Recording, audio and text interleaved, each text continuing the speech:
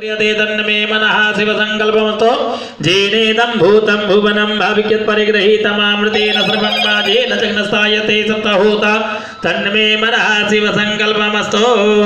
ॐ जस्मिन् ऋचः सामजज गङ्गे जस्मिन् प्रतिष्ठिता रथनाभा विवाराः जस्मिंश्चित्तगं सर्वमोतं प्रजानां तन्मे मनः शिवसङ्कल्पमस्तो जस्मिंश्चित्तगं सर्वमोतं प्रजानां तन्मे मनः